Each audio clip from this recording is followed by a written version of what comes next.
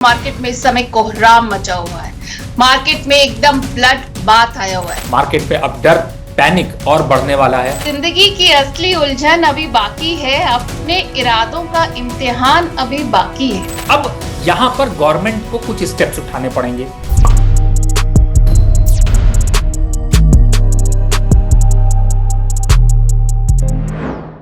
नमस्कार, स्वागत है आपका आपके अपने प्रोग्राम शेयर्स की बात अपनों के साथ में। मैं हूं आपके साथ डॉक्टर नेहा सिंह। मार्केट की अगर बात करें तो मार्केट में इस समय कोहराम मचा हुआ है।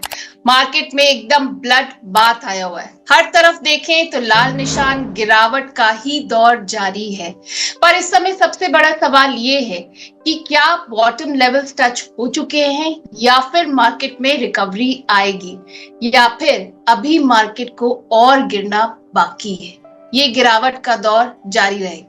जी हाँ, इस समय मार्केट की अनसर्टेनिटी को लेकर आपकी स्ट्रैटेजी क्या होनी चाहिए, हमारा प्रोग्राम आज इसी पर है। बहुत सारे लोग हैं जो कि शेयर्स खरीदकर इस समय अपने आप को फंसा हुआ महसूस कर रहे हैं। उनको समझ में नहीं आ रहा है कि इस समय उनकी क्या स्ट्रैटेजी होनी चाहिए और शेयर्स को लेकर उन्हें किस तरीके से आगे की रणनीति तय करनी चाहिए।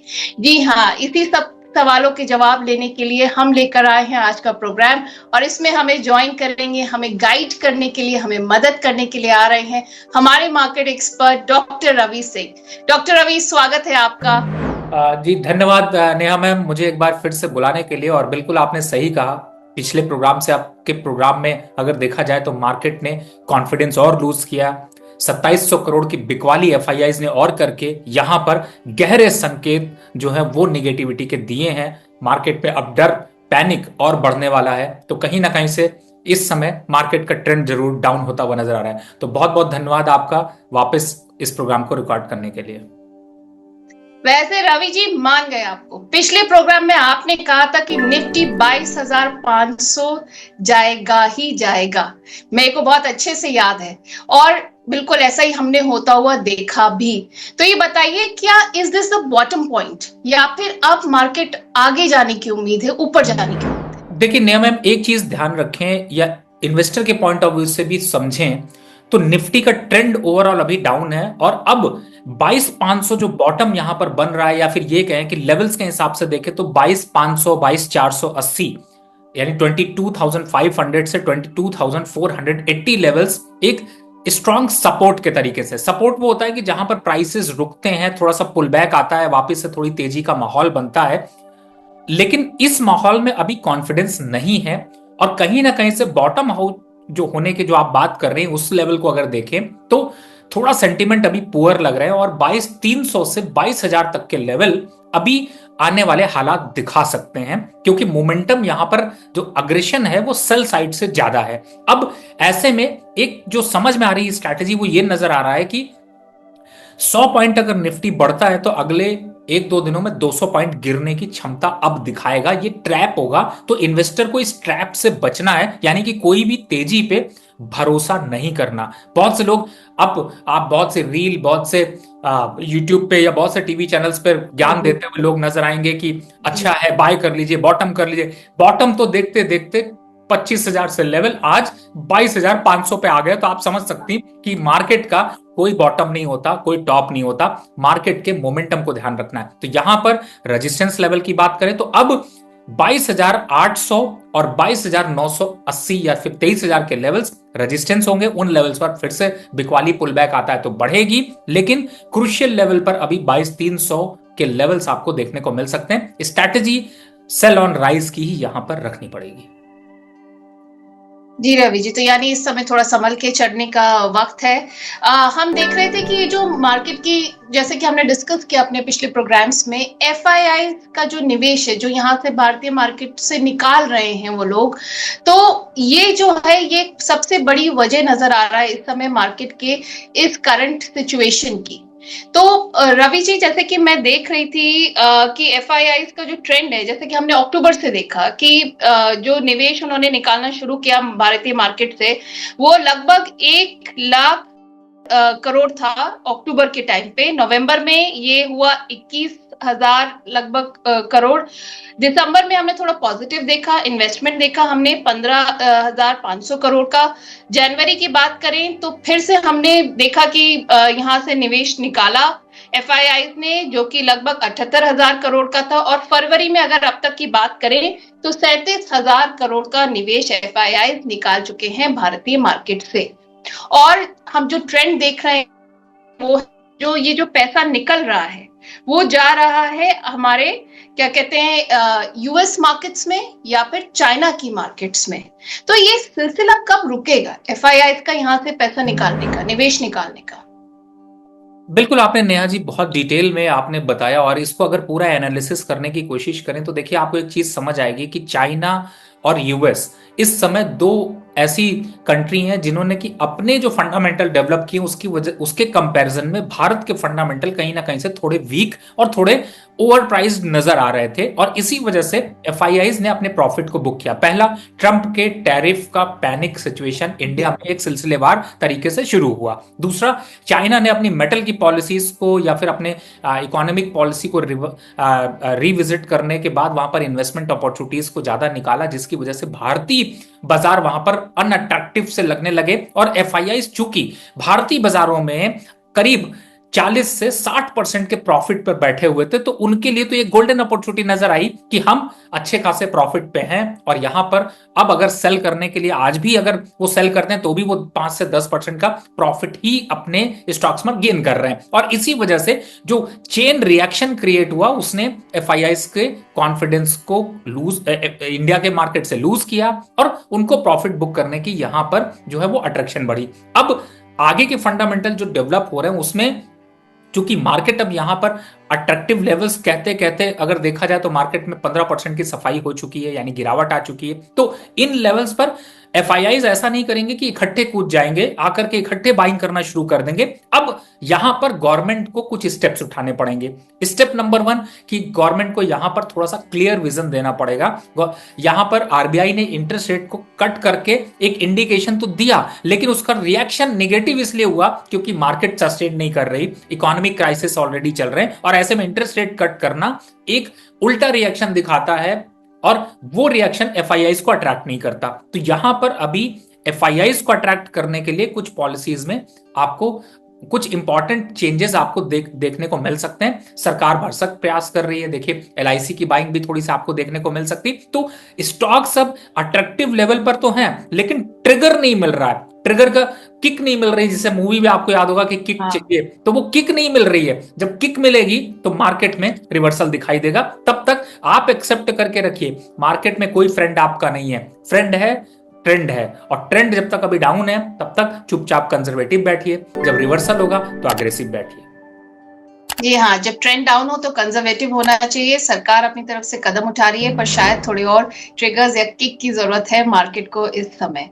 चलिए रवि जी, हमारे दर्शकों ने जो हमारा पिछला प्रोग्राम था बहुत ज्यादा पसंद किया, काफी लोगों ने बहुत सराहा है हमें, और उसके साथ साथ कई लोगों को अपने सवालों के जवाब भी मिल गए उस प्रोग्राम में।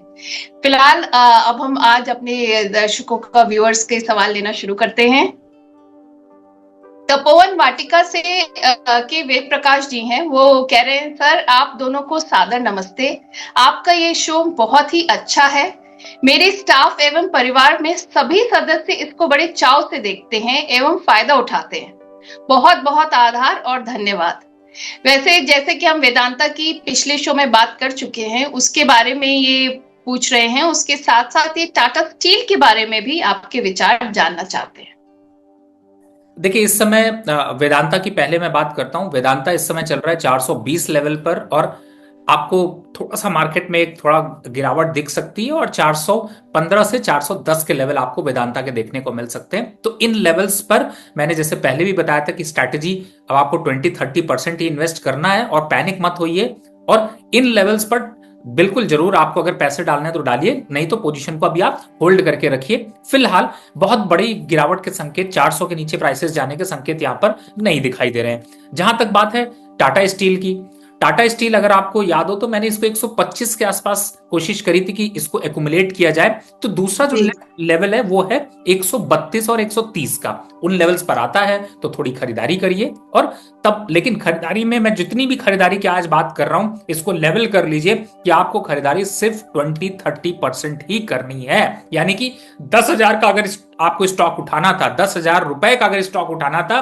तो आपको सिर्फ 2,000 रुपए या 3,000 रुपए में जितना स्टॉक उठ सकता है उतना ही उठाइए, बाकी कैश इन हैंड अभी बने रहिए। यही स्ट्रेटेजी आज पूरे इस प्रोग्राम पे रहेगी। तो मेरे कहने का सिर्फ यही मतलब है कि यहां पर 20-30% यानी फंड यूटिलाइज कर सकते हैं। टाटा स्टील भी अट्रैक्टिव लग रहा है, लेवल्स का ध्यान रखें। मोहन अय्यर है मुंबई से, वो कह रहे हैं सर मैंने वीआईपी इंडस्ट्रीज के शेयर लिए थे, क्वांटिटी है 350 एट 736, और एडब्ल्यूएल के 200 शेयर थे एट द रेट ऑफ 467। कह रहे हैं sir Ravi ji please advice, मैं रेगुलर व्यूअर हूं आपके प्रोग्राम का और आपका बहुत बड़ा फैन। देखिए इस समय अगर मैं वीआईपी इंडस्ट्रीज को देखता हूं तो वीआईपी इंडस्ट्री चल रहा है करीब 325 रुपए।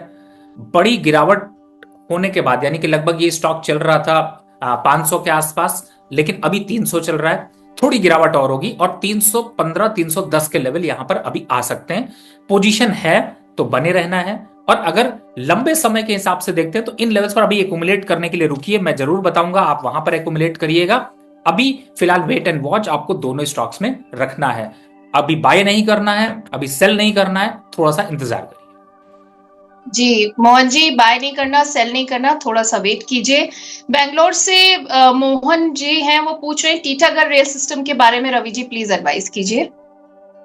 देखिए इस समय टीटागढ़ को अगर मैं देखता हूं तो चूंकि मार्केट में आपने देखा कि थोड़ा पैनिक सेलिंग है, तो अभी थोड़ी और सेलिंग हो सकती है। 750 रुपए के आसपास के लेवल्स यहां पर दिखाई दे सकते हैं। उन लेवल्स पर आता है तो वापस से दोबारा सवाल पूछिएगा। तब तक के लिए अभी फिलहाल यहां पर वेट करें। ठीक है, लेवल्स का वेट कीजिए। मोहन जी, विजय कुमार हैं, कह रहे हैं रवि सर प्रणाम, यू आर जीनियस। सीडीएसएल पर एवरेज प्राइस प्लीज बताइए, कैसे करा जाए। देखिए सीडीएसएल वैसे अगर देखा जाए तो काफी स्ट्रांग शेयर है, और इस समय चल रहा है करीब 1211 रुपए के आसपास। और जो आपने एवरेज की बात की है, बहुत बढ़िया लेवल्स हैं, लेकिन थोड़ा सा नीचे और आने के बाद, यानी कि नीचे कितना आना है, नीचे आना है 1120 के आसपास। 1150 से 1120 नोट कर लें आप सभी लोग, जो लोग सीडीएसएल में एवरेज करना चाहते हैं, उस जगह पर ही एवरेज करिएगा, पहले एवरेज नहीं करिएगा। अगर आप कहते हैं कि नहीं सर रेट तो अभी 1211 चल रहा है, आप 100 रुपए नीचे का प्राइस दे रहे हैं या 60 रुपए नीचे का प्राइस दे रहे हैं, तो ऊपर जितना भी आएगा वो होगा आपका फेक ट्रेंड, यानी कि वो आपको करेगा परेशान, धोखा देगा, उससे दूर रहिए। चलिए फेक ट्रेंड से बचकर रहिए। देव सोनार हैं, वो कह रहे हैं सर आइडिया फोर्स टेक्नोलॉजी पे क्या करें, मेरे बाय लेवल्स हैं 760 रुपीज और 50 शेयर हैं, लॉस करें या फिर होल्ड करें। देखिए इसकी दुविधा यही है कि आइडिया में मैंने आप लोगों को पहले रेंज बता देता हूं। पहला इसका रेंज जो है वो है 7 रुपए से 9 रुपए के बीच का, या ज्यादा से ज्यादा 11 रुपए के बीच का।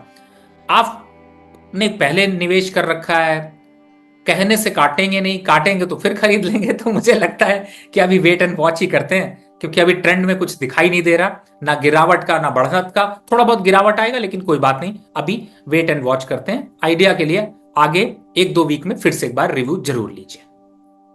ओके रवि जी, नीरज जी हैं, कहते हैं thank you ma'am and Ravi sir, you are great. Please GMDC, Laxmi organic, Dharampur sugar, Dhampur sugar के बारे में बताने की कृपा करें, 40% के लॉस पर हूं।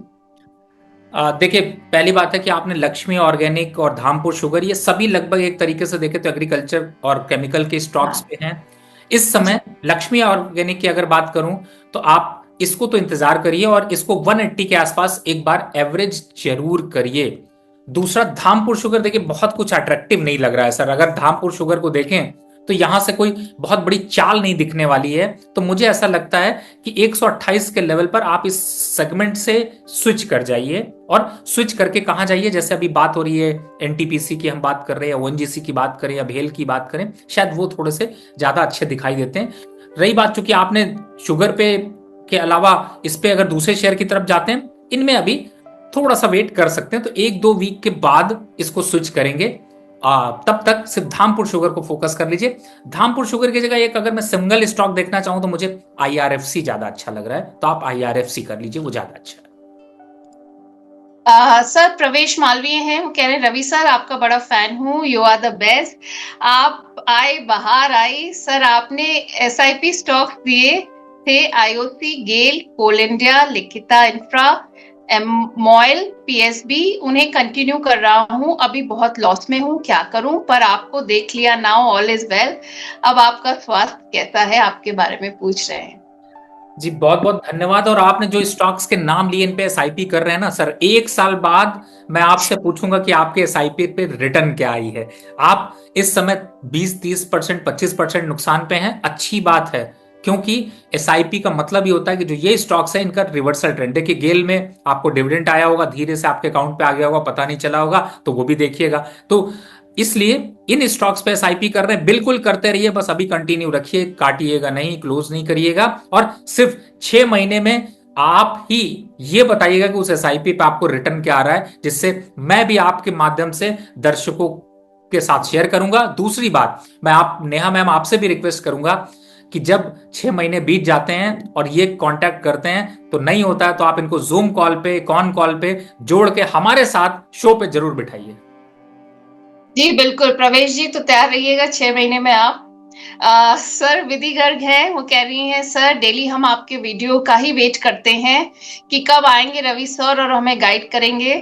कह रही हैं इनके पास कोल इंडिया है @416, अडानी पोर्ट्स है 1226 पर, और SBI है 805 पर, कोचिन शिपयार्ड है 1696 पर। Please guide me sir. देखिए बहुत ढेर सारे क्वेश्चंस एक साथ हो गए, मैं एक एक करके लेता हूं। पहले कोल इंडिया की बात कई बार लगता है लोग पूरा का पूरा पोर्टफोलियो ही शेयर कर देते हैं। कोशिश करें मैम 3 क्वेश्चंस कम से कम लें। हाँ, फिलहाल कोल इंडिया की बात कर लेते हैं। देखिए कोल इंडिया पे मैंने, अगर आपको याद हो, 350, फिर से मैं लेवल रिपीट करता हूं, बोला है आप यहां पर एक बार को कोल इंडिया 350 के लेवल पर बिल्कुल बाय करें। दूसरा आपका है SBI को अभी यहां पर थोड़ा वेट एंड वॉच करें। अगर ऐड करना है तो 680 रुपए का लेवल नोट कर लीजिए, उन लेवल से पहले आपको ऐड नहीं करना है। और अगला आपका जो स्टॉक है, अगर देखिए अभी इस समय कोचिन शिपयार्ड यहां पे देखें तो आप देख ही रही हैं कि चूंकि मार्केट यहां पर थोड़ा सा करेक्टिव है और इस समय ऐसे सिचुएशन है जिसमें कि बड़े बड़े स्टॉक्स जो हैं वो थोड़े से धराशायी होते हुए नजर आ रहे हैं। और चूंकि इस समय कोचिन शिपयार्ड देखें तो थोड़ा सा पुल बैक के रेंज में है, तो होल्ड करने में ज्यादा समझदारी है। 1300 के पास चल रहा है, लेकिन मुझे उम्मीद है कि जल्दी हम इसके 1450 के लेवल देखेंगे। गिरावट में 1200, 1240 ऐड करने के लेवल, एग्जिट बुक प्रॉफिट, जो शेयर 1200 पे खरीदिए उसको 1450 पे एग्जिट करिएगा। तो फिलहाल इसी स्ट्रेटजी के साथ अभी आप चलें। जी सर। सर देखिए पिछले शो में हमने कुछ शेरो शायरी जो आपको याद हो गई थी हमारे शो पर, उसका असर हमारे कुछ दर्शकों पर भी हो गया है। तो इजराइल खान है हमारे व्यूअर, और मार्केट के मौजूदा हालात पर उन्होंने एक शायरी लिखी है। उन्होंने कहा है जिंदगी की असली उलझन अभी बाकी है, अपने इरादों का इम्तिहान अभी बाकी है, अभी तो नापी है रवि सर के साथ मुट्ठी भर जमीन, आगे सारा आसमां बाकी है। वाह चलिए मैम, रवि जी अब नहीं नहीं मैम, इस पे मैं यही कहूंगा सर, धन्यवाद आपके इस प्यारे प्यारे से वर्ड और प्यारी प्यारी शायरी के लिए। लेकिन हकीकत आपने बहुत प्यार से ऐसी हकीकत बोली है जिससे कि जिम्मेदारियों का एहसास होता है नेहा मैम। इसका अर्थ जी मुझे बिल्कुल। समझ में आता है कि अब आपकी जिम्मेदारी और बढ़ाना चाहते हैं, लोग आप पर विश्वास कर रहे हैं और उम्मीद लगाए बैठे हैं कि आप उनकी परेशानियों को ज्यादा से ज्यादा दूर करें। मैं फिर से कहूंगा, हम सिर्फ आपसे एक उम्मीद लगाए बैठे हैं कि आप हमारे प्रोग्राम को ज्यादा से ज्यादा शेयर करें, लोगों के साथ करें, क्योंकि हम ये प्रोग्राम फ्री कर रहे हैं। आपको प्लाफ दूसरे चैनल्स पर जाइए, टीवी चैनल्स पर जाइए, यहां जाइए, वहां जाइए, प्रीमियम ये वो, हम कुछ नहीं कर रहे। हम आपके फ्री पोर्टफोलियो को यहां पर आपके फ्री स्टॉक्स का सजेशन दे रहे हैं। कोई पेमेंट चार्जेस नहीं है, कोई मांगता है वो भी गलत है, लेकिन हमारी मेहनत सिर्फ आपके प्यार और आपके भरोसे पर निर्भर है। तो आपने बहुत बड़ी बात कही है, दिल पे यहां पर अच्छे से मैं स्टॉक करके रखा हूं और कोशिश करूंगा कि आपके जो वर्ड्स हैं उस पर खरा उतरूं। जी हमारे प्रोग्राम्स को अपनों का साथ ही तो चाहिए। जी बिल्कुल। और मुझे याद आता है मेरे एक मित्र हैं जिन्होंने मैं उनका नाम इसलिए नहीं ले सकता क्योंकि प्रोटोकॉल्स होते हैं, और मैं उनसे जब ऐसी बात कर रहा था, चूंकि वो अच्छे वक्ता भी हैं और एक अच्छे जगह पे एंकरिंग करते हैं, और उनके कई प्रोग्राम्स लोग वॉच करते हैं, तो शायद हो सकता है इशारों को समझें। और उन्होंने जब मैं बहुत परेशान था कि क्या शो का नाम रखें, पब्लिक से पूछा, बैठ नहीं रहा था, तो उन्होंने कहा कि आप इसका नाम सिर्फ यही रखिए, अपनों की बात, शेयर की बात अपनों के साथ, क्योंकि आप अपनों के साथ ही डिस्कस कर रहे हैं। उनके दुख दर्द प्रॉफिट सब पर मलहम के साथ अच्छी अच्छी बातें भी होंगी, तो आप यही रखिए। तो मैं उनका भी बहुत धन्यवाद करता हूँ। जी रवि जी, चलिए अब अपने व्यूअर्स के और कुछ सवाल ले लेते हैं। हमारे पास है मोहन अय्यर जो कि मुंबई से हैं। वो पूछ रहे हैं कि I have bought VIP industries share, quantity है उनके पास 350 एट 736 उन्होंने खरीदा है। एडब्ल्यूएल के 200 शेयर्स हैं एट द रेट ऑफ 467। कह रहे हैं रवि जी प्लीज एडवाइस कीजिए, I am a regular viewer of your program and a very big fan. जी, पहले तो सबसे पहले आपके AWL को बता देते हैं। 262 चल रहा है और इन लेवल्स पर थोड़ा बढ़ेगा, और इसका रेट बहुत लंबे समय तक नहीं बढ़ेगा, लेकिन ये जरूर है कि ये 295 से 300 की रेंज पर आ जाएगा। तो आपको 300 के आसपास या 320 के आसपास आता है तो प्लीज एक बार वापस से आप रिव्यू नेहा मैम को तंग करिए, परेशान करिए, खूब पूछिए क्वेश्चंस, वापस करिएगा। दूसरा, वीआईपी इंडस्ट्री 325 चल रहा है, मैंने अभी 2 मिनट पहले ही सजेशन दिया है, आप अभी वेट एंड वॉच कर लीजिए। 300 के आसपास या 305 के आसपास आता है तो शायद एवरेज करने की सोचेंगे, तब तक टिल नाउ आप थोड़ा सा वेट एंड वॉच करिए। थोड़ा मार्केट कंडीशन के साथ में आपके स्टॉक्स थोड़ा ज्यादा नीचे हैं, लेकिन हम रास्ता जरूर ढूंढेंगे। जी मोहन अय्यर जी, थोड़ा सा पेशेंस रखिए। सर हमारे एक व्यूअर हैं जर्मनी से, सचलीन सिंह, काफी रेगुलर व्यूअर हैं। वो पूछ रहे हैं सर एनएमडीसी को के बारे में बताइए अपने प्रोग्राम में। बिल्कुल, एनएमडीसी देखिए एक स्ट्रांग फंडामेंटल के साथ चल रहा है, लेवल्स बड़े अट्रैक्टिव हैं। 62 के लेवल पर मैंने अभी रिकमेंड किया था, और अभी आप लोगों को भी बताऊं ये 90 रुपीज तक ये स्टॉक जाता हुआ नजर आएगा। तो इसमें भी अगर आप एसआईपी के जरिए जाते हैं या फिर लॉन्ग टर्म इन्वेस्टमेंट के लिए जरिए जाते हैं तो आपको रिस्क रिवॉर्ड रेशियो बहुत बेहतर है, और आपका रिस्क छोटा है, रिवॉर्ड बड़ा है। तो मुझे लगता है लॉन्ग टर्म निवेशक जितने भी हैं या शॉर्ट टर्म निवेशक जितने भी हैं, अपॉर्चुनिटी को कैच कराएं। और इन लेवल्स पर 60 रुपए में क्या ही मिलता है मैम, 60 रुपए तो मतलब आजकल 50 रुपए, 10 रुपए, 60 रुपए क्या मिलता है। तो ये सब स्टॉक धीरे धीरे खरीदते रहिए, आपको क्या बड़ा मिलेगा वो नजर आएगा। लेकिन फिलहाल स्टॉक अच्छा है, लॉन्ग टर्म के हिसाब से यहां पर निवेश की रणनीति बनती है। कर रखा है तो अच्छा है, ऐड करना है तो अच्छा है, और लॉन्ग टर्म पे होल्ड रखना है। चलिए सचिन से आपको अपने सवाल का जवाब मिल गया होगा, पूरी स्ट्रैटेजी रवि सर ने अच्छे से समझा दी है। एक चीज और नया मैम, मैं एक चीज और यहां पर आपको ब्रेक रोक रहा हूं। जी जी। आपने जर्मनी का नाम लिया, मैं कहूंगा कि नेक्स्ट टाइम आप जब आएंगी तो आप खुद, आप उन कंट्रीज अगर आपको याद हो, क्योंकि मेरे पास जो व्यूवर्स के फीडबैक आते हैं या फिर आते हैं उसमें सबसे ज्यादा जो है वो दुबई और यूएस, यूके, और उससे भी ज्यादा कनाडा, और जो हमारे बहुत से जो भारत के ऐसे लोग हैं जो शेयर मार्केट पे निवेश करते हैं, वो जो बाहर की कंट्रीज में काम कर रहे हैं और छोटे शेयर खरीदते हैं, मैं ये नहीं कहूंगा बहुत बड़े शेयर खरीदते हैं, लेकिन 100 200 500 क्वांटिटी खरीदते हैं, वो छोटे छोटे बहुत से लोग हैं। उन सबका बहुत बहुत धन्यवाद जो आप लोग यूट्यूब पे देखते हैं। अब अगली बार एक लिस्ट निकालिएगा मैम, मैंने देखा था जी करीब जी। 12 कंट्री में लोग हमारे चैनल को देख रहे हैं, वहां से सपोर्ट कर रहे हैं। तब मैं आपको बता रही थी कि जो हमारे जर्मनी के व्यूअर हैं वो सचलीन सिंह सोही ही हैं, और उन्होंने आपको 450 रुपीज की गुरु दक्षिणा भेजी है, जर्मनी में रहते हैं। और उन्होंने लिखा है, वैसे मैसेज बहुत इंपॉर्टेंट है, कि थैंक यू सर, मैंने मेरे जीवन में पहली बार शेयर में इन्वेस्ट किया है आपको सुनकर, और रवि सर आपके कहने पर एनएमडीसी लिया और प्रॉफिट में हूँ, इसलिए मेरी पहली गुरुदक्षिणा कबूल करें सब्सक्रिप्शन से। Thank you very much sir, thank you. Sir हमारे अगले व्यूअर हैं महेंद्र शुक्ला जी। ये कह रहे हैं राम राम रवि सर, मैं अयोध्या से आपका प्रोग्राम देखता हूँ और आपको पिछले 8 महीने से फॉलो कर रहा हूँ। आपके सजेशंस बहुत अच्छे हैं बिगनर्स के लिए, और मैंने आपके रिकमेंडेशन से गेल 190 पर लिया था, अभी लॉस हो रहा है। और वैसे एक और स्टॉक की बात कर रहे हैं वो रेणुका शुगर की, 42 पे उन्होंने लिया था, तो वो कह रहे हैं सर प्लीज सजेस्ट कीजिए। देखिए गेल मैंने 160 162 और गेल में करेक्शन के साथ में डिविडेंड का डिस्काउंट आया है, जिसकी वजह से आपको नीचे दिखाई दे रहा है। तो आप अभी वेट एंड वॉच करें और उस पर जरूर और थोड़ा एवरेज करें। दूसरा, आपने रेणुका शुगर की बात की। देखिए, रेणुका शुगर थोड़ा डाउन ट्रेंड में है, लेकिन मैं एग्जिट होने की राय यहां पर अभी नहीं दे रहा हूं। थोड़ा सा वेट कर लें और इन लेवल्स पे यहां पर अभी एवरेज नहीं करें। वेट कर लेने का मतलब नहीं है कि आप एवरेज कर लीजिए। एवरेज के लिए 1-2 वीक में फिर से मार्केट का अगर मोमेंटम थोड़ा अच्छा होता है तो एवरेज करेंगे।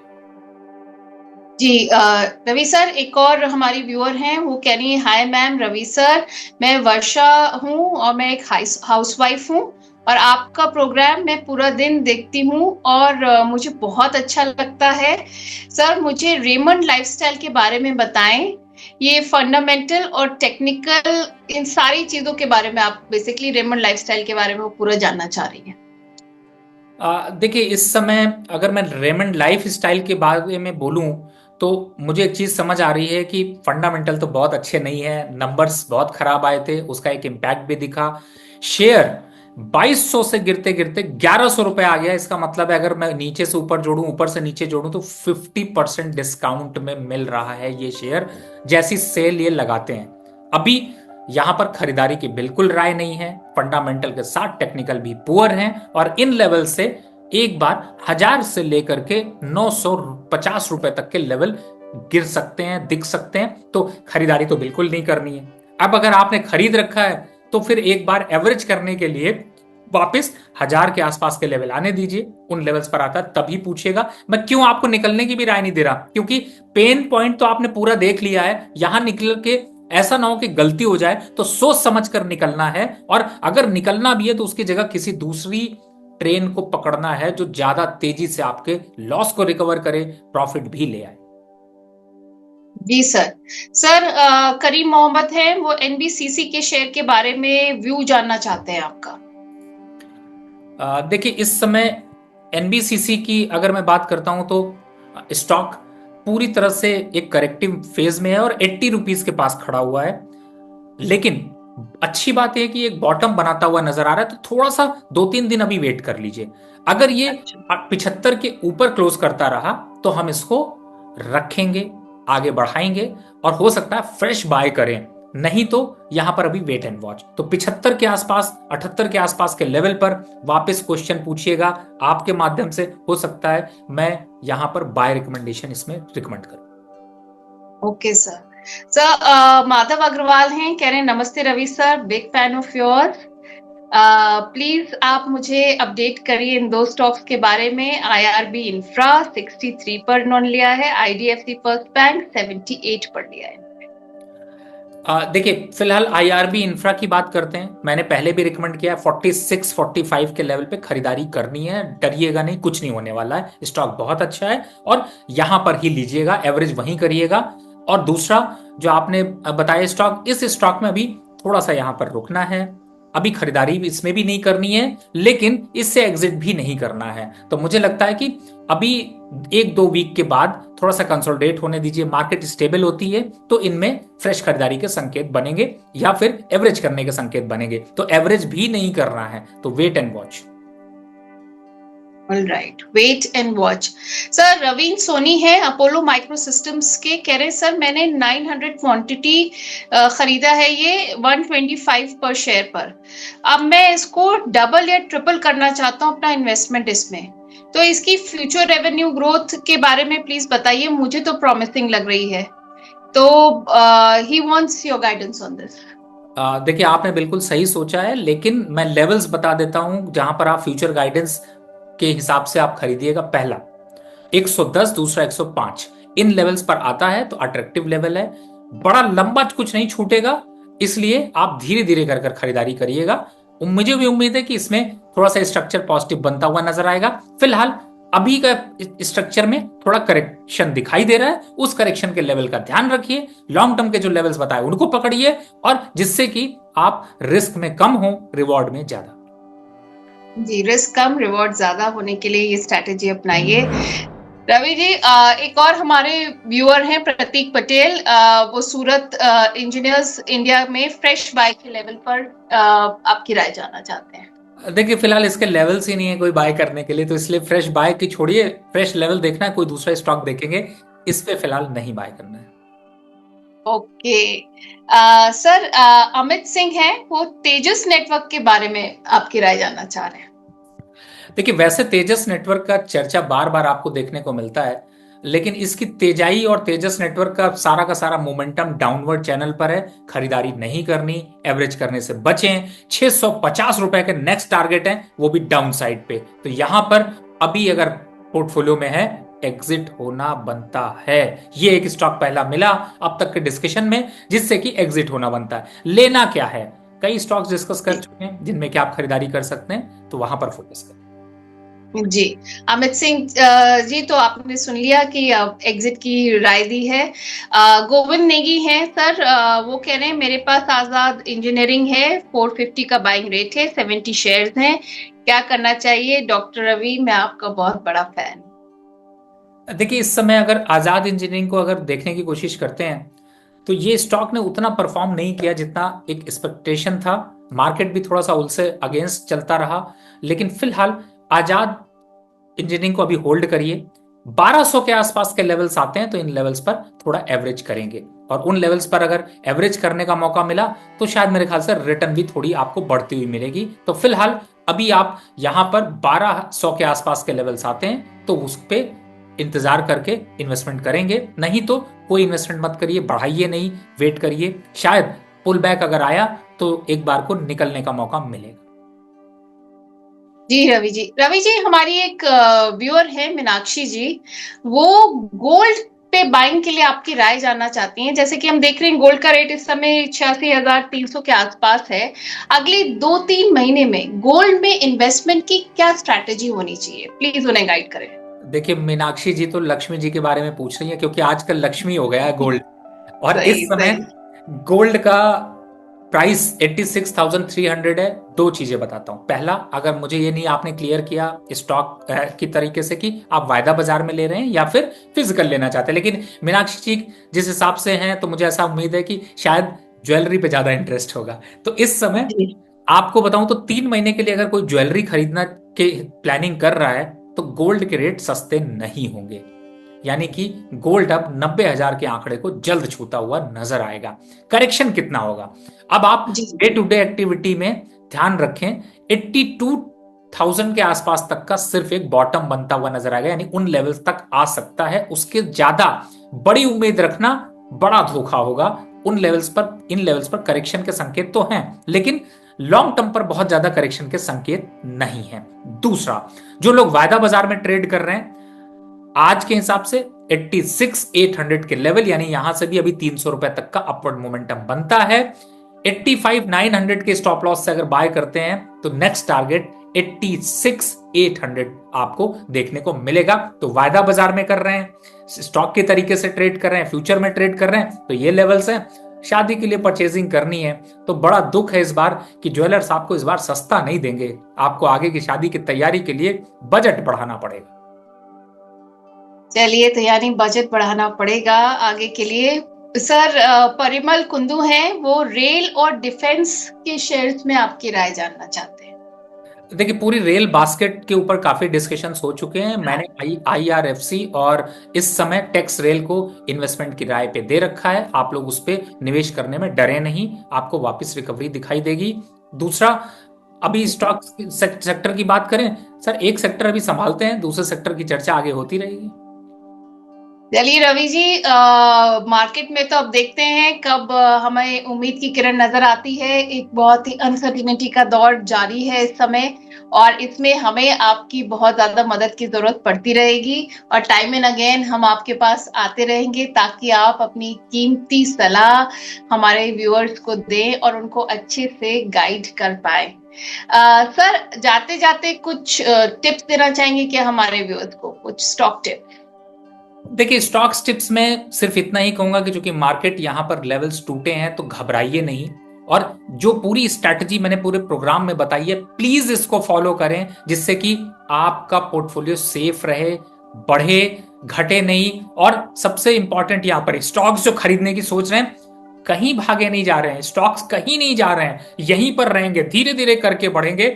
और स्टॉक की बास्केट को मैं अभी आज के इस प्रोग्राम में इसलिए नहीं दे रहा हूं क्योंकि हम अभी आने वाला, चूंकि कल छुट्टी है यहाँ पर, तो अगर प्रोग्राम पे कल आपको बाय करने का मौका मिला तो कल के बजाय हम लोग करेंगे बाय थर्सडे या फिर फ्राइडे को, क्योंकि वेडनेसडे मार्केट बंद है, तो इस वजह से स्टॉक अभी रिकमेंड नहीं कर रहे, तो उसमें थोड़ी उथल पुथल होगी। लेकिन घबराएं नहीं, अभी यहां पर आराम से बैठें, टेंशन नहीं लें।